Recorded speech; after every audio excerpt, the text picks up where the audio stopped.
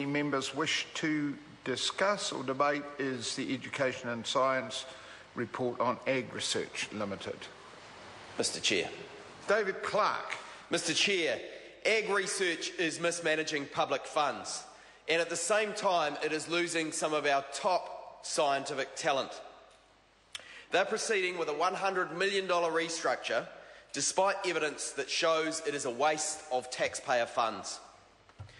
The sheep meat industry has fallen victim to an ideologically driven board, a plan that is off the rails, and a lame duck minister who has seen the evidence but proven completely unable or unwilling to hold the board to account. Let's have a look at the history. In October 2012, Mr. Joyce received the AgResearch business case. It sat on his desk for 5 months. 5 months it sat on Mr. Joyce's desk while he considered whether this document was worthy or not for him to sign off. We know he then signed it off, and subsequently out came the statement of corporate intent, which Mr. English also signed off. In July 30, 2013, the proposal was put to staff. Submissions closed in August, and subsequently an internal report reviewed the restructure plan and advised on the way forward. That restructure plan said that many of AgResearch's changes were indeed a good idea, but that one part made no sense. That was the part which was about disbanding Invame, about pulling apart a successful hub, a successful commercial model that has generated productivity gains that amount to pretty much doubling of sheep meat productivity in the last 30 years, in order to start from scratch, ditching all the commercial partners, shifting cities, losing all the scientists, and starting from scratch. That is the case. And the internal review, which received 245 submissions, no less, found that the case for shifting Invame did not stack up if AgResearch wished to achieve its goals of improving science, improving productivity, and improving on-farm returns. Then we have a number of intervention points that have arisen since then, and the Minister, Stephen Joyce, has been aware of all of these. There was a PSA survey which found that most members would not shift, that top talent would leave the organisation, would return overseas from whence it came, or would go to other institutions in New Zealand. There was a financial review that was held where the senior management was unable to answer questions and was deceitful in its responses about the business case.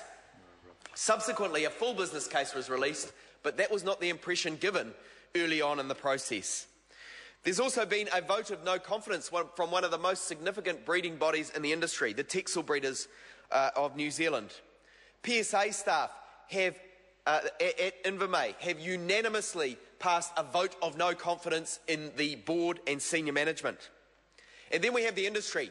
92% of ram breeders, of the top ram breeders in New Zealand, have opposed this shift. They have said this makes absolutely no sense at all. 6% abstained. The industry knows that this is not good for productivity in New Zealand. But Mr. Joyce, in all of that time, has failed.